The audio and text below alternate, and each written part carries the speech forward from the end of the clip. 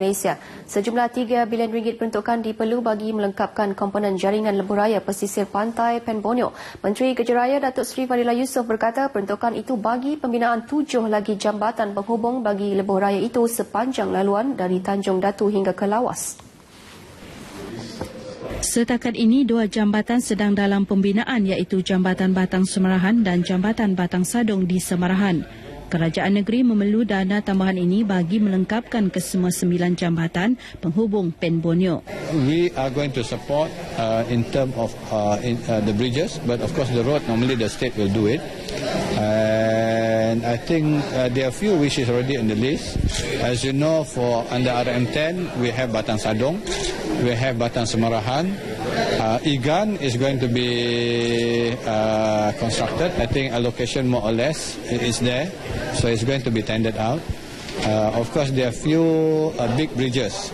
Datuk Seri Fadilah yang menjelaskan perkara ini kepada media selepas mesyuarat Gagasan Pendidikan Bahasa Melayu Sarawak di Kuching turut menyatakan bahawa permohonan itu telah dipanjangkan ke Kabinet dan hanya menunggu kelulusan daripada kerajaan. Sementara itu, mesyuarat itu dihadiri oleh seramai 20 orang ahli bagi membincangkan perkembangan. Gadis berbangsa Iban dari Kuching, Jane Seymour Harry dinobatkan sebagai Miss Cultural Harvest Festival 2015 pada satu majlis yang berlangsung di Kampung Budaya Sarawak Santubong dekat Kuching malam tadi.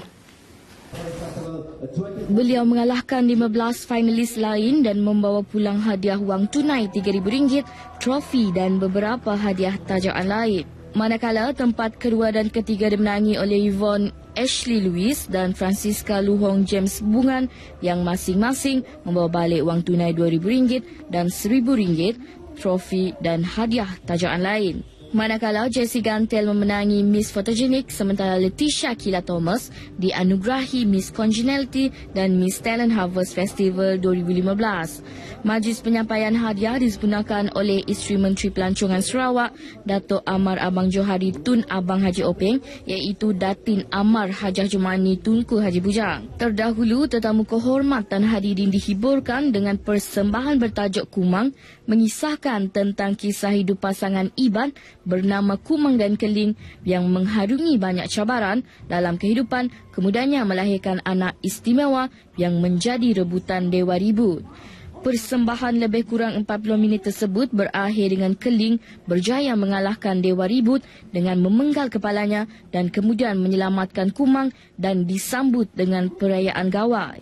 Tidak ketinggalan persembahan tradisional dari kumpulan jemputan dari Indonesia, Sabah dan Negeri Sembilan. Komuniti Bidayuh disaran supaya terus melangkah ke hadapan bagi membolehkan mereka bersaing seiring dengan bangsa-bangsa lain. Sehubungan itu, Menteri Pembangunan Infrastruktur dan Perhubungan, Datuk Seri Michael Manyin Jawong mahu supaya pendidikan diutamakan, memandangkan ia platform terbaik untuk melangkah maju dalam era masa kini. Katanya masyarakat Bidayuh harus memanfaat sepenuhnya kemudahan infrastruktur sedia ada di kawasan mereka supaya tidak ketinggalan dalam pembangunan dan pendidikan. Beliau memuji Kampung Semerbak Kuching yang merupakan contoh kampung Bidayuh yang maju kerana mengutamakan pendidikan. Datuk Seri Michael Manyin berucap pada majlis penghargaan sempena meraikan 60 tahun Persatuan Kebangsaan Dayak Bidayuh DBNA di Dewan Kampung Semerbak Kuching. Bercakap mengenai DBNA yang ditubuhkan pada tahun 1955, Datuk Seri Michael Manyin yang juga merupakan penasihat DBNA memberitahu antara lain tujuan penubuhannya bagi menyatukan kaum Bidayuh dari pelbagai kawasan dan ternyata DBNA telah berjaya mencapai objektifnya. Pada tahun 1950-an dan 1960-an, komuniti Bidayuh merupakan komuniti yang tinggal jauh di belakang kaum-kaum lain. Namun senario hari ini berbeza apabila mereka bangga dikenali sebagai kaum Bidayuh apabila mereka disatukan melalui DBNA. Sementara itu, terdahulu dalam ucapan pengerusi DBNA, Datuk Iqpahon Joyik memberitahu DBNA mempunyai 21 carangan termasuk satu di Lembah Kelang, Selangor. Pada majlis tersebut, Datuk Seri Michael Manyin turut menyampaikan insentif pelajar cemerlang peperiksaan dan sijil penghargaan kepada ahli-ahli DBNA Cawangan Kuching Tengah yang banyak memberi sumbangan kepada persatuan itu. Pertubuhan Kanser Kanak-Kanak Negeri Sarawak SCCS menjangka lebih 2,000 penyertaan dan kutipan dana sebanyak 1.5 juta ringgit untuk program GoBold 2015 berbanding dengan tahun lepas sebanyak 1,829 penyertaan. Presiden SCCS Ronnie Wong memberitahu program edisi ke-7 kali ini diharap akan dapat mencapai sasaran berikutan kejayaan yang dikecapi dalam 6 tahun sebelumnya dengan menyaksikan tahun lepas sebanyak 1.1 juta ringgit telah berjaya dikumpul. Dana ini jelas beliau untuk mempertingkatkan perkhidmatan sokongan rumah transit pesakit kanser kanak-kanak yang terletak di Jalan Tun Abang Haji Openg, Kuching. Beliau memberitahu demikian dalam ucapannya pada majlis pelancaran program GoBold 2015 yang berlangsung di City One Mega Mall, Kuching. Turut hadir untuk menyokong kempen tersebut dan membotakkan kepala Menteri Kejaraya Datuk Seri Fadilah Yusof. Pada majlis itu, Datuk Seri Fadilah turut menyerahkan geran kerajaan sebanyak RM10,000 kepada persatuan tersebut untuk aktiviti mereka. Selepas Kuching, kempen tersebut akan diadakan di Sibu pada 10 Mei, Miri 17 Mei, diikuti Bintulu pada 24 Mei. Umat Islam diseru supaya mengekalkan seni kebudayaan dan tradisi agar tidak lapuk di telan zaman. Demikian dinyatakan oleh Ahli Dewan Undangan Negeri Semariang, Sharifah Hasidah Said Aman Ghazali pada majlis penutupan pertandingan Berzanji Marhaban untuk Wanita 2015 di Madrasah Datuk Hakim Abang Haji Muhyiddin dekat Kuching pagi tadi. Dalam ucapannya, Sharifah Hasidah memberitahu pertandingan tersebut merupakan usaha baik dalam menyebar luas cabang seni dan kebudayaan Islam di negeri ini. Oleh itu, pertandingan ini wajar diterus selain dimantap dan dikekalkan agar menjadi ikutan generasi muda. Ini penting berikutan pengaruh kecanggihan teknologi masa kini mampu menjadikan budaya dan seni Islamiah ini dilupai, khususnya dalam kalangan golongan muda. Sebanyak 22 kumpulan dari sekitar Kuching mengikuti pertandingan tersebut. Kumpulan Suara Wawasan Kampung Semeriang Batu dinobatkan sebagai johan pertandingan Berzanji Marhaban untuk Wanita 2015 yang julung kalinya diadakan di Bandaraya Kuching.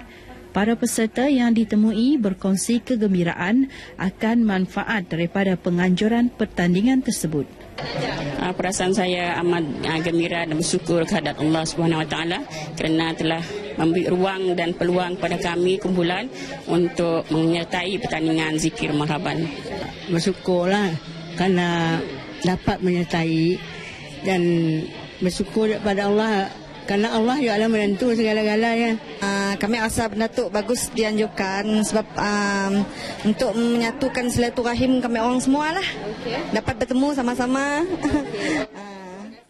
Satu kawasan rehat dan rawat R&R dicadang untuk diwujudkan di kawasan Taman Perindustrian Semelaju di Bintulu bagi membantu usahawan kecil Bumiputra mengembangkan perniagaan mereka.